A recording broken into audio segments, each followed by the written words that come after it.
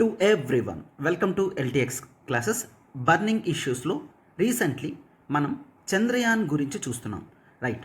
And now it is the time to know all about Chandrayaan mission. మనకి science and technology టాపిక్లో main space technology అనేది one of the important topics. ప్రిలిమ్స్కైనా mains ఆస్పెక్ట్లో అయినా ఈ background knowledge అనేది చాలా ఇంపార్టెంట్ అన్నమాట. క్లియర్? సో అయితే ఇప్పుడు మీరు చూసినట్లయితే టోటల్గా చంద్రయాన్ మిషన్ గురించి మీకు పూర్తిగా అర్థమవుతుంది, right? Yes, and class discuss చేస్తుంది దిస్ ఈజ్ శ్రీనివాస్. సో ఇంకెందుకు లేట్, మిషన్ చూడండమ్మా. అండ్ ఒక్కసారి యూపీఎస్సీ ఇన్ఫినిటీ ఆన్లైన్ కొత్త బ్యాచ్ అనేది స్టార్ట్ అయింది. మీరు లైఫ్ టైం వ్యాలిడిటీతో ఈ సబ్స్క్రిప్షన్ ప్లాన్ అనేది తీసుకోగలరు అనమాట. అయితే మీ ప్రిపరేషన్ కేవలం 5,000 పర్ మంత్ పే చేస్తూ మీరు స్టార్ట్ అవ్వగలరు.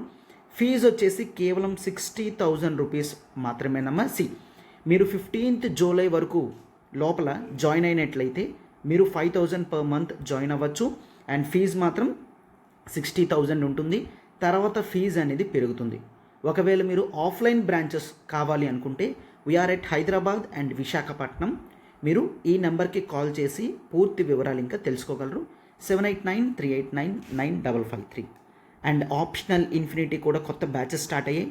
రికార్డెడ్ కేవలం 20,000 అండ్ లైవ్ ప్లస్ రికార్డెడ్ 25,000 రూపీస్కే స్టార్ట్ చేయడం జరిగింది.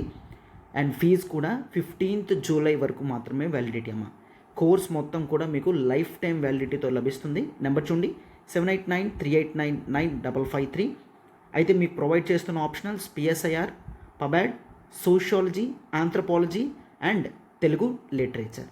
సో మీకు ఆప్షనల్స్లో ఏ డౌట్ ఉన్నా సరే ఈ నెంబర్కి మీరు కాల్ చేయగలరు. మీరు ఆంథ్రపాలజీ తీసుకున్నట్లయితే కంప్లీట్గా టాపిక్స్ అన్నీ కూడా నేనే నీట్గా డీల్ చేస్తాను. అండ్ మీకు నోట్స్ కూడా ప్రొవైడ్ చేయడం అనేది జరుగుతుందన్నమాట. మీరు ఒకవేళ నాతో మాట్లాడాలనుకున్న ఆంథ్రపాలజీ ఆప్షనల్ గురించి ఈ నెంబర్కి కాల్ చేస్తే కనెక్ట్ చేయగలరు, రైట్?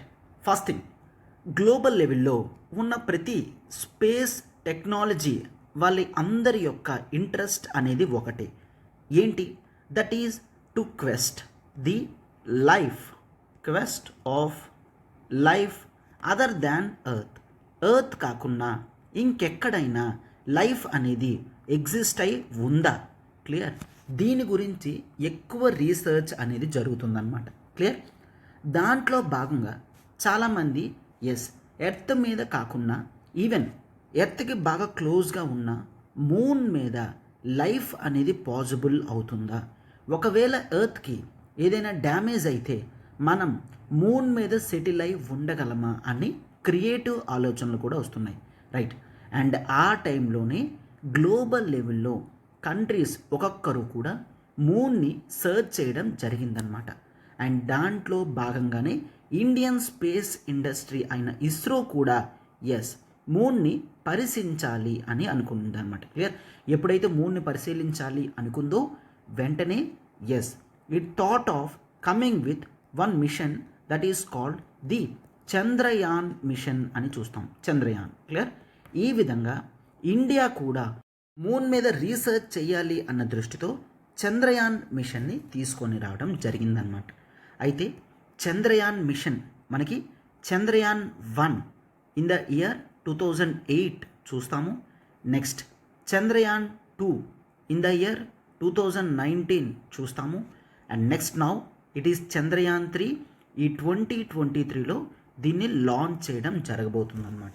అయితే ఫస్ట్ ఆఫ్ ఆల్ వీటి గురించి తెలుసుకునే ముందు basic science and technology space మీద కాస్త అవగాహన అనేది చాలా ఇంపార్టెంట్ అన్నమాట. క్లియర్?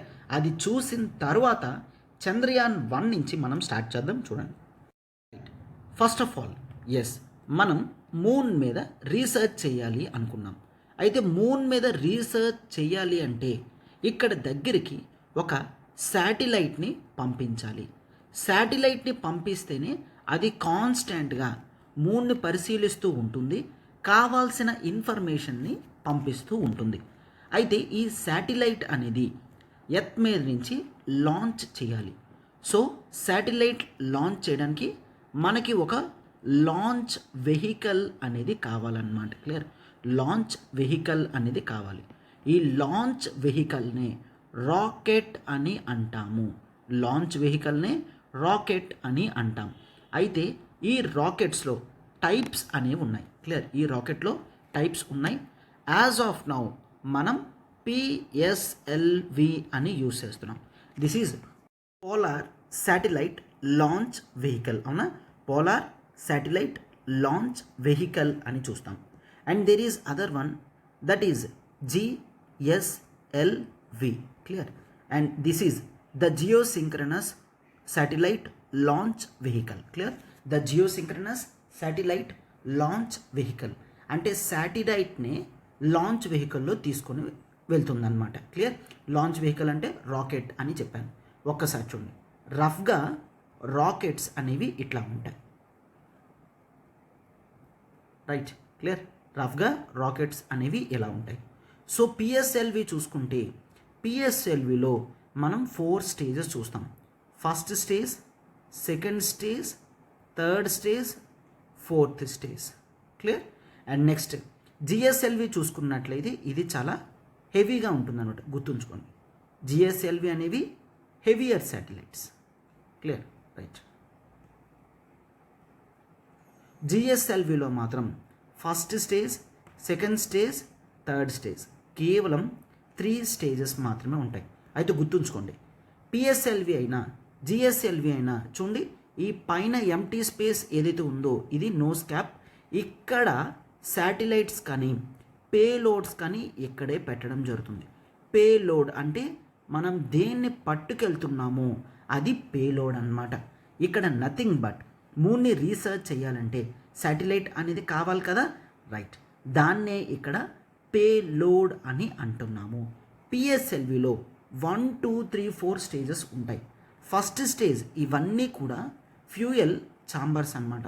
ఫస్ట్ స్టేజ్లో సాలిడ్ ఫ్యూయల్ ఉంటుంది, సెకండ్ స్టేజ్లో లిక్విడ్ ఫ్యూయల్ ఉంటుంది పిఎస్ఎల్విలో, థర్డ్ స్టేజ్లో మళ్ళీ సాలిడ్ ఫ్యూయల్ ఉంటుంది, ఫోర్త్ స్టేజ్లో లిక్విడ్ ఫ్యూయల్. అంటే ఆల్టర్నేటివ్గా సాలిడ్ లిక్విడ్ ఫ్యూయల్స్ అనేవి పిఎస్ఎల్విలో చూస్తామన్నమాట. మరి జిఎస్ఎల్విలో 3 స్టేజెస్ సార్, ఇది హెవియర్ శాటిలైట్ అంటున్నారు, బట్ అయినా ఇక్కడ 3 ఛాంబర్సే ఉన్నాయి ఏంటి అంటే ఒక్కసారి చూడండి. ఫస్ట్ స్టేజ్లో సాలిడ్ ఫ్యూయల్స్ని యూజ్ చేస్తాము, సెకండ్ స్టేజ్లో లిక్విడ్ ఫ్యూయల్స్ని యూజ్ చేస్తాము, థర్డ్ స్టేజ్లో క్రయోజెనిక్స్ అనే కాన్సెప్ట్ ఉంటుందన్నమాట. Clear, cryogenics.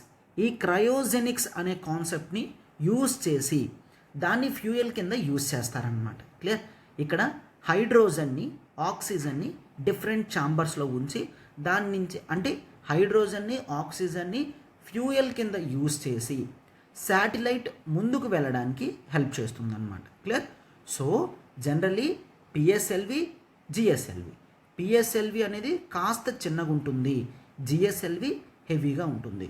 సో దీన్ని బట్టి మీరు ఏం నేర్చుకోవాలి, చిన్న శాటిలైట్స్ కానీ కాస్త తక్కువ వెయిట్ ఉన్న శాటిలైట్స్ అయితే పిఎస్ఎల్వి తీసుకొని వెళ్తుంది, కాస్త హెవీగా ఉన్న శాటిలైట్స్ అయితే జిఎస్ఎల్వి తీసుకొని వెళ్తుంది.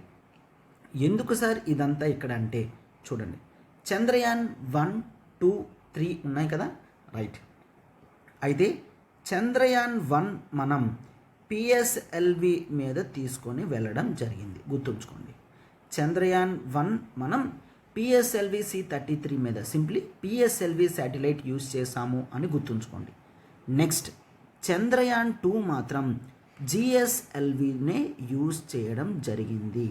చంద్రయాన్ 2 మాత్రం జిఎస్ఎల్విని యూజ్ చేయడం జరిగింది. సో క్వశ్చన్ ఇట్లా ఫార్మ్ అవ్వచ్చు, ఏంటి ప్రతి చంద్రయాన్ మిషన్ కూడా జిఎస్ఎల్వి శాటిలైట్స్ మనం యూజ్ చేసాము అంటే statement is absolutely wrong. Chandrayaan 1 PSLV, Chandrayaan 2 GSLV use చేసాం అని గుర్తుంచుకోండి. అయితే చంద్రయాన్ 1లో కేవలం మనం ఆర్బిటార్ని మాత్రమే పంపించాం. క్లియర్, ఆర్బిటార్ ఆర్ శాటిలైట్ అంటే మూన్ చుట్టూ కేవలం పైన ఎక్కడికి మూన్ నుంచి 100 కిలోమీటర్స్ డిస్టెన్స్లో పైన చుట్టూ తిరగడానికి మాత్రమే శాటిలైట్ని పంపించడం జరిగింది. దాన్నే ఆర్బిటార్ అని అంటాం. For example, if this is moon నుంచి 100 కిలోమీటర్స్, ఇది 100 కిలోమీటర్స్ అనుకోండి. ఈ 100 కిలోమీటర్స్ పాత్లో మనకి ఆర్బిటార్ అనేది ఉంటుంది. క్లియర్, ఆర్బిటార్ అనేది ఉంటుంది. ఈ ఆర్బిటార్ మూన్ చుట్టూ తిరుగుతుంది అనమాట.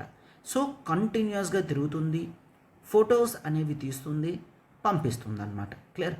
చంద్రయాన్ 1లో కేవలం ఆర్బిటార్ మాత్రమే ఉంది. సో కేవలం ఆర్బిటార్ ఒకటే ఉంది కాబట్టి పిఎస్ఎల్విని యూజ్ చేయడం జరిగిందనమాట. Clear. But when coming to the part of Chandrayaan 2, Chandrayaan 2లో మనం orbital plus lander plus rover. Clear. అంటే ఏంటివి?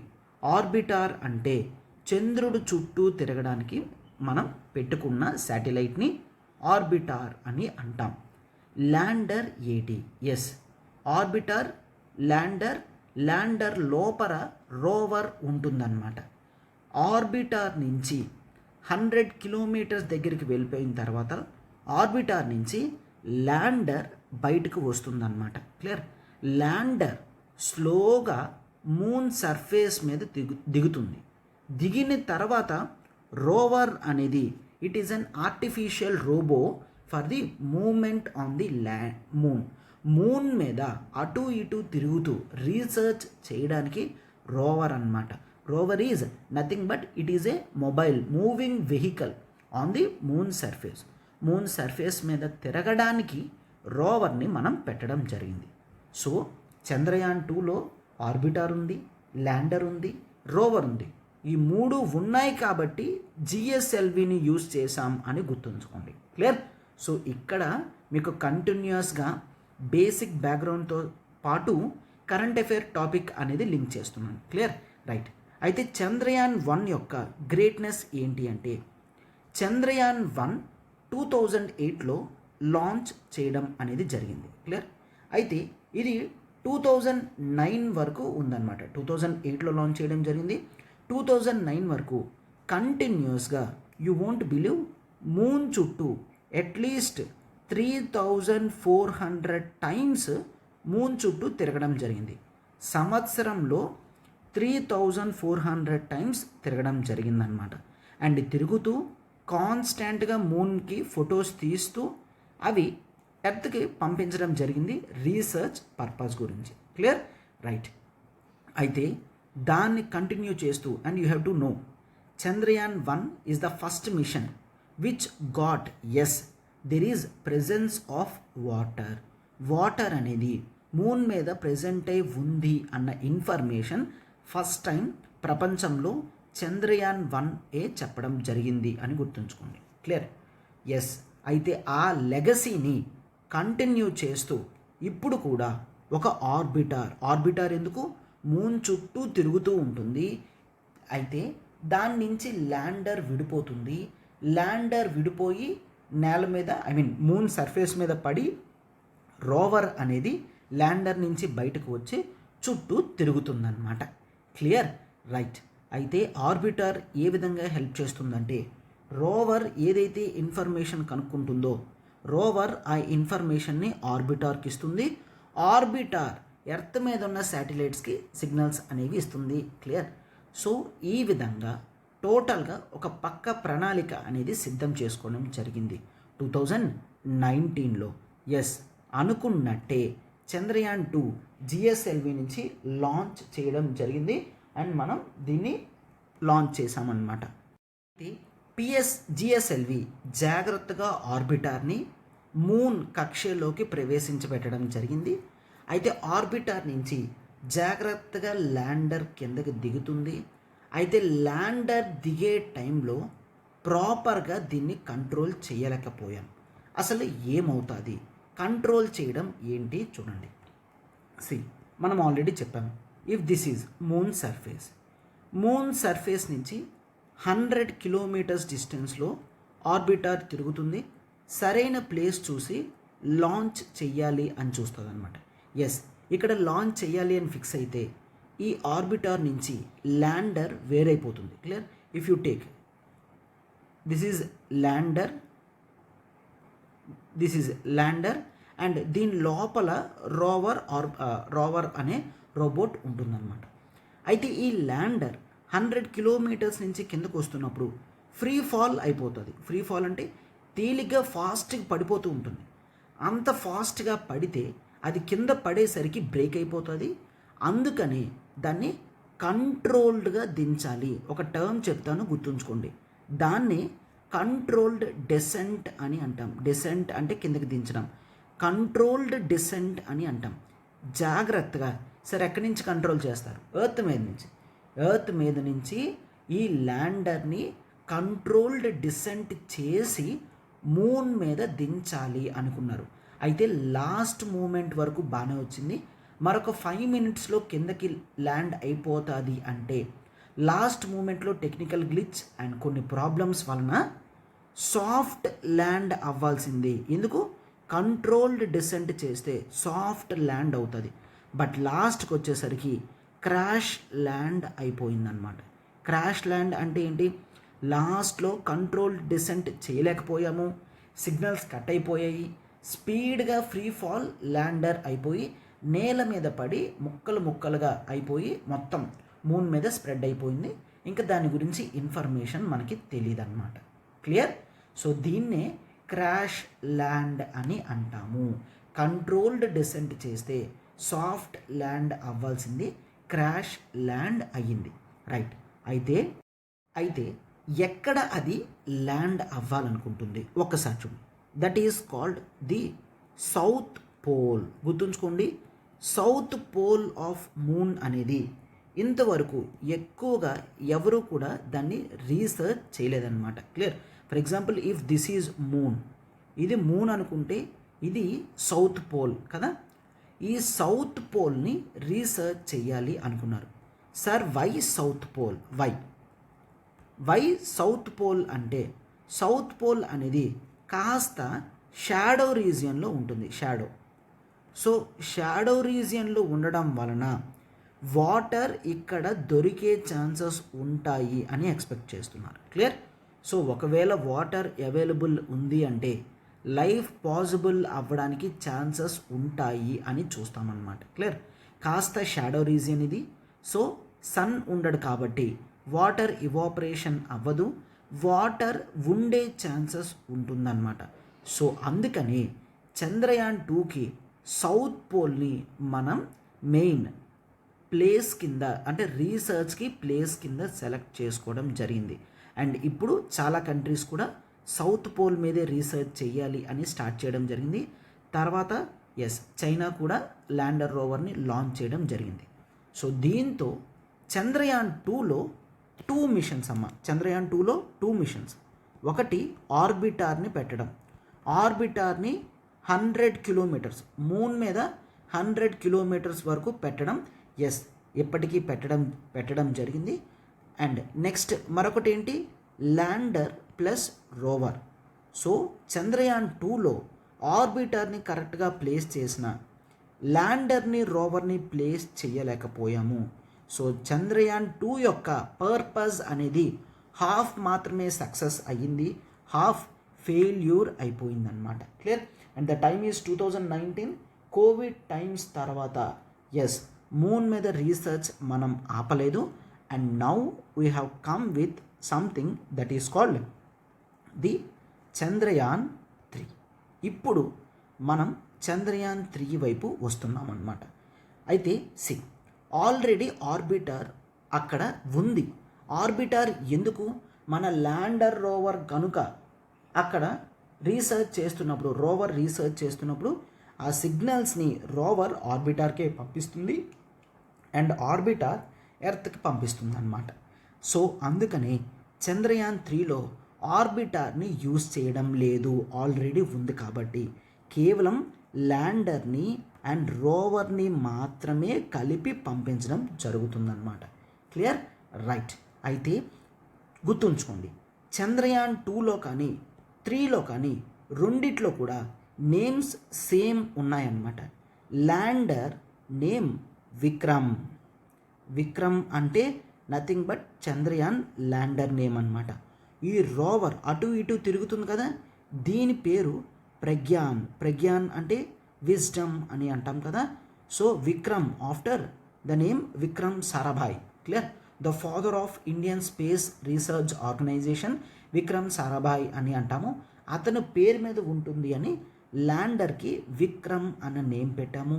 అండ్ రోవర్ అక్కడ తిరుగుతూ నాలెడ్జ్ సంపాదిస్తుంది కాబట్టి ప్రగ్యాన్ అని నేమ్ చేయడం జరిగింది.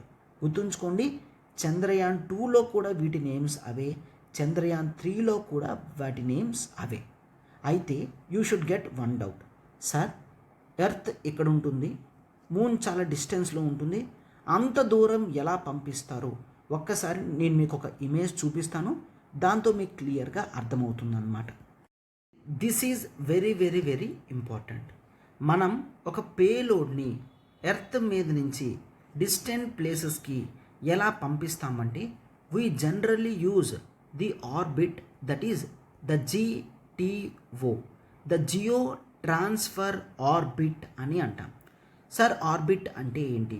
ఆర్బిట్ అంటే ఒక ఇమాజినరీ పాత్, దాని చుట్టూ శాటిలైట్స్ అనేవి తిరుగుతుంటాయి, రాకెట్స్ కూడా అక్కడికే లాంచ్ చేయడం జరుగుతుందన్నమాట. క్లియర్?